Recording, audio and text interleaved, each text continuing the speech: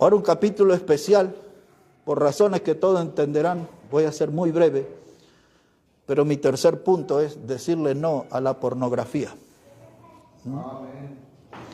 No al vino y a los otros orines del diablo, no al adulterio y ahora unos minutos no a la pornografía.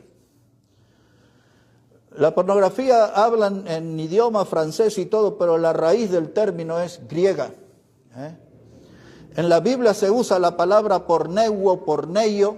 A veces se refiere, según el contexto, a tiempos malos, tiempos peligrosos, días malos, días de salvajismo, días de desnudez. Depende del contexto en que se hable. Pero la palabra pornografía, la raíz del término pornoi, en el idioma griego habla de una prostituta. Esa es la raíz del término y se refiere a una figura, figura de una prostituta. Grafías o grafos es la palabra griega para documento o tratado. Así que cuando se habla de pornografía, se habla de un documento, de un tratado que exhibe a una mujer prostituta. En el mundo moderno se refiere a escenas de sexo explícito que se puede ver en revistas, se puede ver en la internet, se pueden ver en videos, en películas, etc. En el siglo XXI, la pornografía está relacionada con la presentación de actos sexuales. Como no voy a profundizar en detalles, esto para mí es importante que ustedes escuchen. La Biblia habla de nuestros ojos como lámpara del cuerpo. Todo entra por los ojos a nuestra vida. Los ojos la metieron en problemas a Eva, vio el fruto. Los ojos lo metieron en problemas a Lot, vio que la tierra era fértil y se fue rumbo a Sodoma y Gomorra. Los ojos lo pusieron en problemas serios y el muerte a Acán, vio un manto babilónico, vio. Y ahora los ojos nos van a mostrar al rey David, que lo metieron en un serio problema por casi toda su vida. Los ojos son un problema. En el Nuevo Testamento y en las cartas de Juan, cuando habla de no amar al mundo ni las cosas del mundo, ahí habla, hermanos, de los deseos de los ojos, de la vanagloria de la vida y de los deseos de la carne. ¿Se acuerdan de esas tres cosas? Los deseos de los ojos, es el triángulo de la muerte.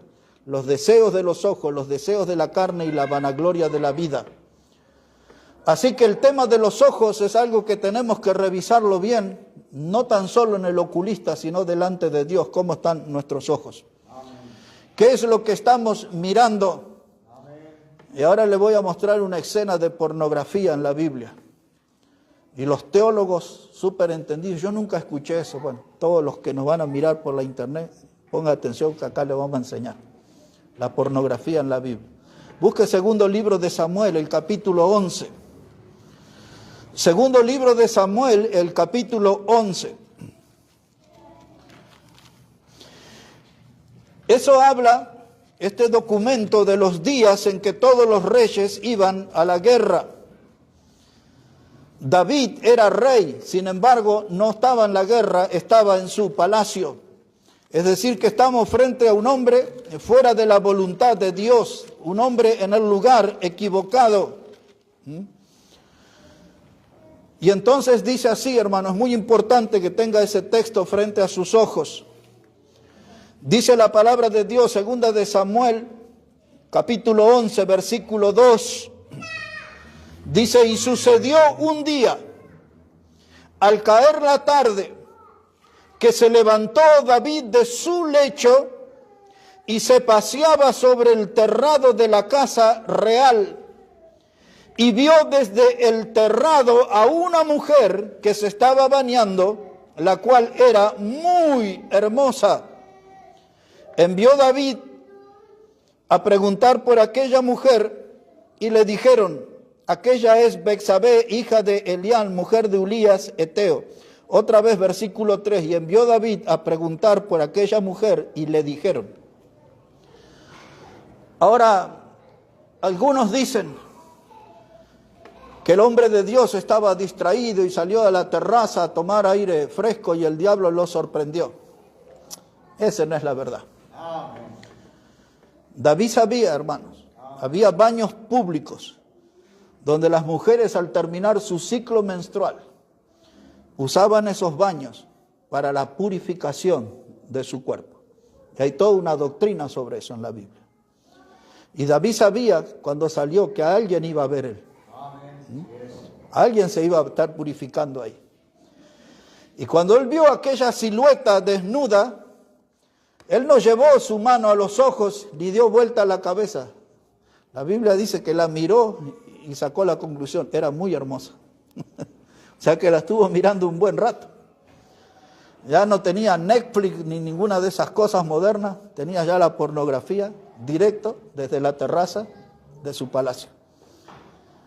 Y ahora es lo que hacen todas esta gente, que son esclavos, adictos, porque eso es una adicción, y aún en los pastores, se habla hasta del 80%.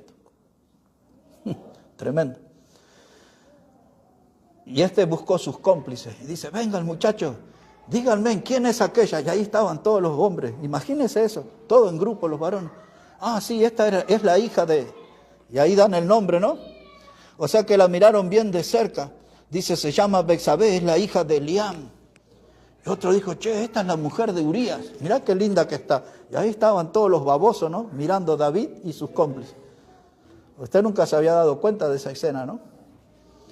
Pornografía en directo, escenas de desnudez.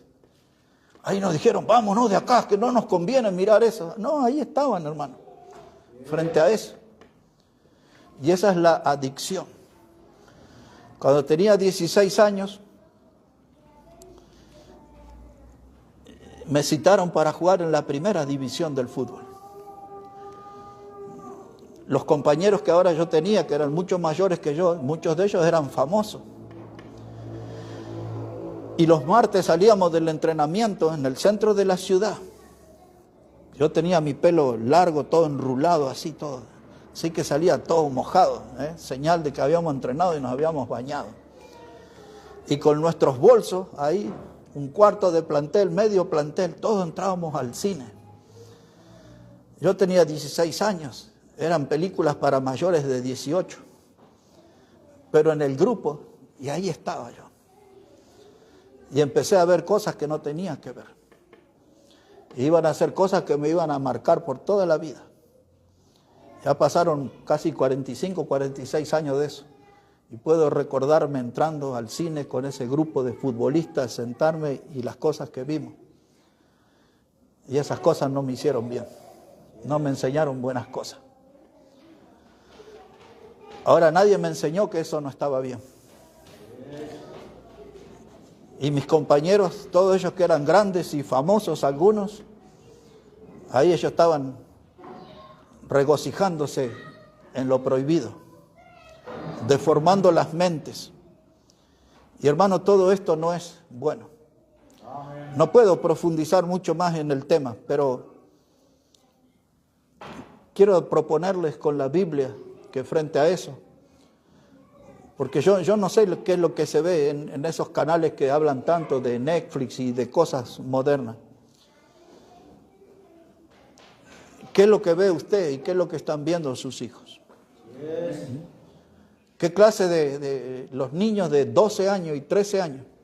Y aún gente de los niños de nuestra iglesia ya me han contado tiempo atrás de lo que ven sus compañeros y lo que le invitan a ver sus compañeros. O sea que todos tenemos que estar acá con los ojos abiertos.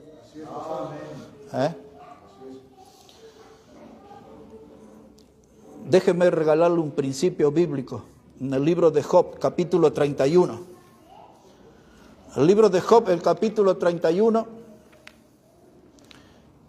Y después de esto voy a acelerar hasta el final. En el libro de Job, el capítulo 31. A mí mucho no me gusta que remarquen la Biblia, pero si quiere remárquelo o haga algo que le recuerde este texto para el futuro. El libro de Job, el capítulo 31, el versículo 1, mire cómo dice la palabra de Dios.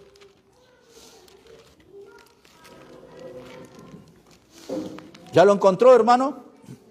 Dice así la palabra, si no deme su atención, dice, hice pacto con mis ojos. Ahí está la clave en la primera frase. Dice Job, hice pacto con mis ojos. ¿Cómo pues había yo de mirar a una virgen? ¿Por qué galardón me daría de arriba Dios? ¿Y qué heredad el Omnipotente desde las alturas? No hay quebrantamiento para el impío y extrañamiento para los que hacen iniquidad. ¿No ve él mis caminos y cuenta todos mis pasos? Si anduviere con mentira y si mi pie se apresuró a engaño, péseme Dios en balanza del justo y conocerá mi integridad. Ahora, Job, hermano, dos cosas quiero que notemos de esta porción. Primero, que es de suma importancia que tomemos un tiempo a solas con Dios y hagamos un pacto con nuestros ojos. Amén. Y no solamente en lo relacionado a la pornografía. Hay otras cosas que no se deben mirar. Yo les conté a ustedes de una propiedad que habíamos comprado en Córdoba y yo venía siempre en los viajes después de Jujuy, venía hasta Córdoba y dejaba ahí billetes en dólares. El hombre que le habíamos comprado ese terreno era dueño de unos hoteles y él me citaba en un hotel y ahí yo le pagaba. Y cuando le daba los billetes de dólares siempre él tenía la misma reacción. Los miraba, pero no para ver si era falso, sino para hacer este comentario: qué lindos que son. Algunos miran el vino cuando rojea, dicen, qué lindo, cómo se ve ahí. Otros el dinero. Nuestras tradiciones carnavaleras y ciertas cosas. La pornografía. Lo que sea, es necesario hablar con Dios y hacer un pacto con nuestros ojos. En otras palabras, decirle a Dios, a esto le voy a decir no. Me voy a parar firme y esto es no y no. Y de ahí no me mueve nadie. Y la cosa va en forma de pacto. Por eso dice Job, un pacto con mis ojos. Nuestros ojos continuamente ven cosas, hermanos, que se vuelven en malas consejeras, en cosas que nos llevan después por mal camino. Y entonces tenemos que aprender a hacer un pacto con mis ojos. Pero ese pacto tiene que ser en un lugar secreto. Usted y Dios, yo y Dios. Y este es el pacto. Y Él va a ser mi testigo, si lo respeto o no respeto ese pacto. Por eso en el versículo 4 dice Job, dice, ¿no ve Él mis caminos y cuenta todos mis pasos? Si usted hace un pacto, sepa, sea consciente de que Dios va a ver todos sus caminos. Y Él va a contar todos nuestros pasos. Muchas veces el pecado no viene a nosotros, nosotros vamos a la búsqueda del pecado. Punto número 4. Son 6 cosas, pero bien rapidito es ahora. Ahora sí va a ser rápido, porque ya no sé cuánto tiempo hace que estoy acá. Pero ahora una oferta, 3 por 1. Que podamos decirle no al camino de pecadores. Que podamos decirle no al consejo de los malos. Y que podamos decirle no a la silla de escarnecedores. 3 por 1. Salmo 1, hermano. Busque ahí, está cerquita. Después de Job viene Salmo. Salmo 1. Versículo 1. Dice la palabra de Dios. Salmo 1, verso 1. Dice, bienaventurado el varón que no anduvo en consejos de malo, ni estuvo en camino de pecadores, ni en silla de escarnecedores se ha sentado. Todos sabemos la palabra bienaventurado, muy dichoso, muy feliz significa. Ahora usted va a ser feliz en su vida si no anda en consejo de malo. Si sigue el consejo de los malos, va a andar mal en su vida. Hermanos, estos son 3 escalones de la maldad: consejo, camino y silla. Consejo, camino y silla. 3 escalones de maldad. Vamos al primero, consejo de malo. Significa que el origen de ese consejo es una fuente de maldad o del maligno. Consejo de malo, el origen de ese consejo es la fuente de maldad o del maligno. Mucha gente mala en las iglesias quiere enseñar a los jóvenes acerca de familia, matrimonio, y cuando revisamos su historial están separados ellos. ¿Y de qué va a enseñar? Si él le fue mal, ¿qué le puede enseñar a los otros? ¿Cómo deben hacer? Esto pasa mucho en las iglesias, pero muchísimo. El origen de la fuente del maligno quiere decir que la raíz de ese consejo está contaminada. Es un consejo que no proviene de Dios. Y hoy hay mucha gente que son muy consejeros y se hacen los psicólogos en las iglesias y todo eso. Pero usted tiene que cuidarse. Y la Biblia dice, usted va a lograr ser feliz, pero tiene que lograr no andar en consejos de malos. No escuche voces que no están originadas en la palabra de Dios. Cuando llegamos al año 2000, gritaban por todos lados que era el final del mundo y no sé cuánta historia. Y por otros lados se escuchaban unas voces que necesitábamos en los púlpitos, no predicadores, necesitábamos profesionales, era la palabra que usaban. Y cuando hablaban de profesionales eran de psicólogos. Por eso muchos de los predicadores y de los pastores, muchos de ellos tienen su título de psicólogo. Y ellos le hablan y le aconsejan a la gente, pero no usan la Biblia porque su fuente es la psicología. Es una fuente diabólica. Cuando yo escribí ese pequeño libro, que en realidad lo escribí como una prédica y alguien lo publicó y explotó por la internet hasta nuestros días, ya casi 25 años de eso, que se llama La satánica sanidad interior. El título original era La epidemia de falsas doctrinas, pero alguien agarró lo que estaba en el primer punto, la satánica, y así se esparció por el mundo. No sé cuántos países anda todavía dando vuelta eso. Y la gente se escandalizaba cuando yo explicaba todo lo de los psicólogos, aún de los modernos. Y la gente decía, en los púlpitos bautistas, decían, en el tiempo del Señor se necesitaba apóstoles predicando, hoy precisamos profesionales. En el tiempo del Señor los problemas de la iglesia eran espirituales, hoy son psicológicos. Y entonces dice, usted no agarre la chancleta o la hojota, no sé qué cosa a su hijo porque lo va a traumar y todo eso. Y la Biblia dice, corrígelo con vara, no morirá. ¡Ay, salvajes que son ustedes los bautistas! Y si la Biblia dice así, corrígelo con vara, no morirá. Pero en los púlpitos dice, y no le levante la mano así porque va a pensar que usted lo va a cada idiotez.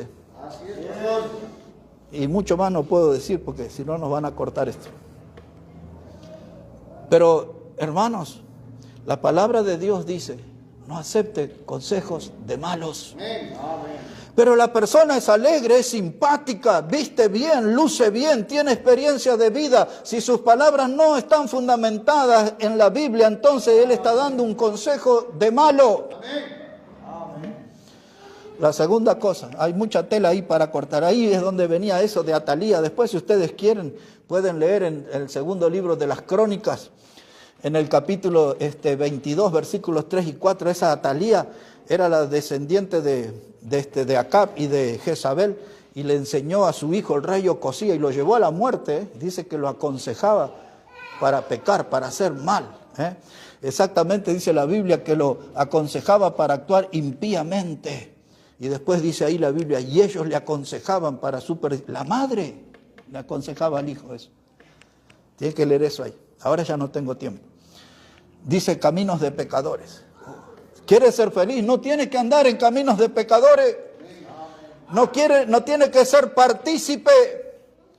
Cuando yo expliqué 1 Timoteo 5:22, que dice, no impongas con ligereza la mano a nadie. Segunda parte dice, ni participes en pecados ajenos. Y aquí en esta iglesia se debe aprender, porque hay gente que participa de pecados ajenos y encubre pecados ajenos. Y estoy diciendo eso sin tomar la bebida de Vidal, Si tomo eso no sabe las cosas que diría. Pero dice la Biblia, no participe. Y después dice, consérvate puro. ¡Wow!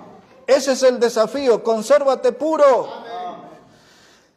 Hermano, caminos de pecadores, no sea compañero de eso. Pero es mi primo, pero es mi hermano, pero es mi tío, es mi cuñado, mi compañero de primaria, de secundaria. No participe, no los tenga de compañero. Y si participa, nunca será bienaventurado, nunca será muy feliz. Pues así es lo que enseña la palabra de Dios, hermano. No sea imitador, caminos de pecadores, quiere decir, no andes en eso, no seas imitador de lo que ellos hacen. No sea imitador. Hermano, si nos metemos en ese camino de pecadores, vamos a llorar seguido. Vamos a llorar seguido. Y así es, hermano. Hasta decía la letra de un tango, dice, ahí está llorando tu sermón de vino. Otro de droga, se drogan, se emborrachan y ahí andan llorando en la oscuridad. Caminos de pecadores. La tercera dice, hermano, sillas de escarnecedores. Un escarnecedor es un burlador. La Biblia habla en las cartas de Pedro de los burladores. Un burlador es gente que desprecia lo sagrado, que desprecia lo santo. Es esa gente que se ríe de nosotros cuando hablamos de pecado. Le causa risa esa palabra. Cuando le hablamos del infierno se burlan y hasta dicen, yo quiero ir porque la gente ahí es divertida y ahí vamos a bailar y vamos a tomar y llevar la vida loca. No, es un lugar de tormento, de sufrimiento, no hay nada de eso. Pero ellos se burlan, hermanos, de estas doctrinas, se burlan de la vida eterna y aún los predicadores modernos se burlan de la vida eterna y le reclaman a Dios riquezas terrenales, fortunas terrenales, bajo el paraguas de la prosperidad. Había uno de estos predicadores, ese Benny Hinn, no hace muchos años decía, la Biblia habla de las calles de oro, yo no quiero llegar al cielo para tener, dámelas ahora aquí, Señor. Así hablan, hermano. Ese otro Maldonado el otro día dijo que estaba enojado con Dios, dice, estoy enojado con Dios porque mira, estos tienen avión y todo, y yo que predico y todo, pero predica pura falsedad. Hermano, en el Antiguo Testamento, en Levítico capítulo 13 hay una enseñanza. Cuando el sacerdote declaraba a una persona que era leprosa, era una persona impura. Y por ley estaba escrito, esa persona tenía que estar en la calle y si veía a alguien de lejos tenía que gritar, ¡el mundo soy, el mundo soy! Por ley estaba escrito así. Y entonces cuando la otra persona a la distancia escuchaba eso, se alejaba. Las sillas de escarnecedores son esa gente que dicen chistes groseros con doble sentido. No se los festeje, no se quede a escuchar ni a aplaudir esos chistes. No se quede ahí. Son escarnecedores como si fueran leprosos. Huya, escápese de ese ambiente. No esté allí, hermanos, porque aprenda a decir no. Ay, el tío cuando se emborracha es tan gracioso las historias. No se quede a escuchar al tío. No se quede a escucharlo. Si quiere ser feliz, bienaventurado, no esté en consejo de malos, no esté en camino de pecadores, no se siente junto a la silla de los escarnecedores. Y lo último, porque creo que tengo compasión, hay que aprender a decirle no a la mundanalidad, hermano. No a la mundanalidad. El tema es amplio, pero un texto aquí. Busque por favor la carta de Pablo a Tito. Después de Timoteo va a encontrar la carta a Tito, capítulo 2, versículo 11. Este versículo es tan importante para mi vida que la iglesia que pastoreé por 26 años, cuando usted entraba ahí, tenía un cartel ahí enorme en la puerta que decía este versículo 11, la gracia de Dios se ha manifestado para salvación de todos los hombres. Eso dice acá Tito 2:11, Tito capítulo 2, versículo 11. Dice, porque la gracia de Dios se ha manifestado para salvación a todos los hombres, enseñándonos que renunciando a la impiedad y a los deseos mundanos, vivamos en este siglo sobria, justa y piadosamente, aguardando la esperanza bienaventurada, la manifestación gloriosa de nuestro gran Dios y Salvador Jesucristo. Eso habla, la esperanza bienaventurada es el regreso del Señor, el arrebatamiento. Hoy le dije que hablaba de escatología y de todas las doctrinas acá. Pero quiero que note esto en el versículo 12, que es lo que enseña la gracia de Dios. Dice que tenemos que renunciar a la impiedad y a los deseos mundanos. Dios, hermano, no puede probarnos más allá de lo que podamos resistir. Así enseña en 1 Corintios capítulo 10. Dios nunca prueba más allá de lo que podamos resistir. No puede usted decir que no puede. Es que estoy en el mundo, no soy un extraterrestre, tengo que estar con las cosas del mundo, con la gente del mundo, con los hábitos del mundo. La Biblia dice que usted tiene que aprender a decir no y tiene que usted renunciar a la impiedad y deseos mundanos. La palabra impiedad es la misma palabra pecado, exactamente la misma. Ahora, no es como alguno de aquí de la iglesia que me dice, y si Dios quiere ya voy a tener victoria. No, Dios quiere que tengas victoria. Hay otro que me dice, a veces dice, ay, si un día Dios me toca, dice, voy a dejar el pecado. No, ya Dios ya dijo que tiene que dejar el pecado. Y no espere de Dios, Dios está esperando de usted, dice que usted tiene que renunciar a los deseos mundanos. Usted tiene que renunciar a la impiedad, no le eche la culpa a Dios de su pecado. Estoy atado a este pecado porque Dios quiere, Él no me liberta, Él ya te libertó, pero tú no renuncias. Y dice el texto, renuncia a la impiedad, al pecado, renuncia a los deseos mundanos. Esos deseos no se los puso Dios, esos deseos están en usted y usted los alimenta y usted los fortalece y usted no escucha a Dios que le dice, renuncia a esos deseos. ¡Wow! Yo creo que teníamos que, como necesidad, nuestra clase de seminario hoy, ¿no? Porque nosotros tenemos que estar esperando, hermano, la esperanza bienaventurada, la venida gloriosa. Dirían los chicos del barrio, tenemos que estar en otra cosa, hermano. Tenemos que estar en otra cosa. No en lo terrenal, no en lo chiquitito, en lo temporal. Tenemos que dejar de comportarnos con mezquindad. La vida es una sola y la tengo que disfrutar. Viva para Dios, eso es vida. Viva para Dios. Diga como Pablo, para mí el vivir es Cristo. Y después como tarea para su casa tiene que leer Romanos capítulo 12 y el versículo 2, tiene que leer ese texto, hermano. Romanos, ahí dice, no deje que el mundo lo ponga en su molde. Ese es el principio que sale de ese versículo. Yo se lo voy a leer, no lo busque porque usted no lo va a leer en su casa después. Dice así, Romanos 12, versículo 2. Dice, no os conforméis a este siglo o a este mundo, sino transformaos por medio de la renovación de vuestro entendimiento, que comprobéis cuál sea la buena voluntad de Dios, agradable y perfecta. Usted no está en una mala racha en la vida, no está pasando por una etapa de mala suerte. Usted las cosas le va mal porque no está haciendo la voluntad de Dios. Porque la voluntad de Dios, dice el texto, es agradable y perfecta. Y Dios le dice, no tome la forma del mundo, no tome los hábitos del mundo. Diferénciese del mundo, no os conforméis a este siglo, sino transformaos. Y alguna vez yo le hablé aquí en este púlpito de la palabra transformado, la palabra griega que se usa ahí, metamorfó.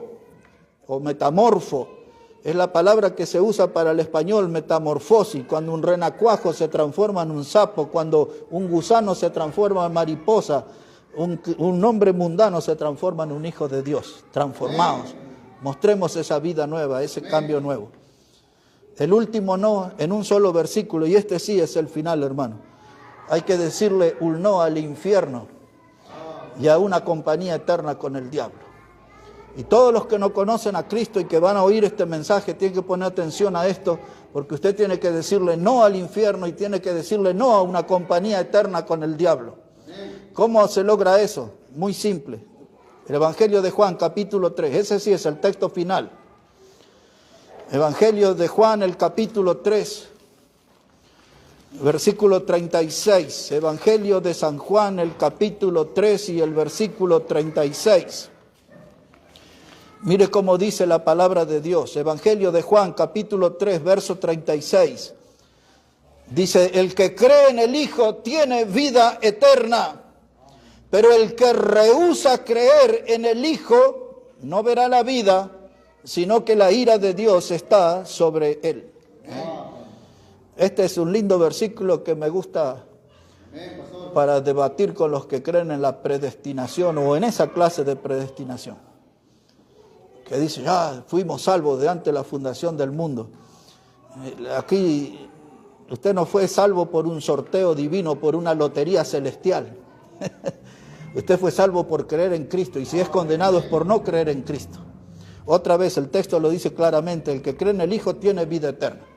No dice que usted salió favorecido en un sorteo antes del fin de la creación del mundo con vida eterna. No dice eso, no fue sorteado. Dice que si usted cree en el Hijo, usted tiene vida eterna. Pero si usted no cree en el Hijo, entonces usted será condenado. La ira de Dios está sobre usted. Y alguien que escucha este mensaje dice, nunca había puesto atención a las cosas de Dios, a la palabra de Dios. Pero hay algo que me interesa. No quiero pasar una eternidad en el infierno, no quiero estar la eternidad acompañado del diablo. Yo quiero estar con Dios, quiero estar en el camino de Dios. Y entonces tiene que dar el paso que indica el texto. Usted tiene que creer en el Hijo, en Cristo, para tener vida eterna. Tiene que creer en Cristo. Alguien que diga no en algún lugar, ya no más para el pecado, ya no más vivir para el diablo, no más vivir para el mundo. Aquí vengo delante de Cristo para que me perdone, para que me salve y para que Él me dé la vida eterna. Todos nosotros, hermanos, tenemos que aprender a decir no en la vida. A muchas cosas tenemos que decir no. Esas dos letras, la N y la O, no, nos hablan de un límite, nos hablan de un punto final, nos recuerdan una línea que no podemos traspasar. Todos nosotros, aunque nuestros hijos o quienes sean lloren, griten, pataleen, vamos a decir no a algunas cosas. Porque esta clase de no son los que traen salud para el alma, son los que traen fortaleza espiritual y son los que traen la aprobación de Dios. Y no puedes decir que no puedes. Me quedo con que todo lo podemos en Cristo que nos fortalece. Vamos a ponernos de pie, hermanos, vamos a orar al Señor. Vamos a hablar con Dios en esta hora. Y gracias porque su palabra fue abierta. Y gracias porque Dios en su palabra nos dice tantas cosas que a nosotros no nos gustan, pero cuánto bien que nos hacen. La palabra de Dios es como miel en nuestro vientre, así hablaba el profeta. La palabra de Dios es lámpara a nuestros pies, es la fuente de bendición. La palabra de Dios es la fuente de la salvación eterna. La palabra de Dios es la obra de Cristo.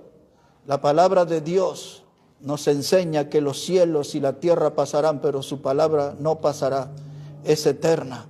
Y Dios preservó esta palabra para nosotros y tenemos que aprovechar. Gracias Dios por tu palabra y gracias por todo este tiempo. Quizás fue la clase más extensa que hemos tenido por muchísimo tiempo, pero que ella sea de provecho a nuestra alma, que fortalezca nuestra comunión y que podamos aprender con total claridad a decir no a las cosas que están mal, no a las cosas que no nos convienen, no a las cosas que no te glorifican, Señor. Ayúdanos, Padre Santo. Bendice tu palabra, bendice cada vida aquí hoy, Dios. Oramos en el precioso nombre del Señor Jesucristo. Amén y amén. Amén. Que Dios les bendiga, hermanos, grandemente a todos. Vamos a prepararnos para cantar al Señor ahora.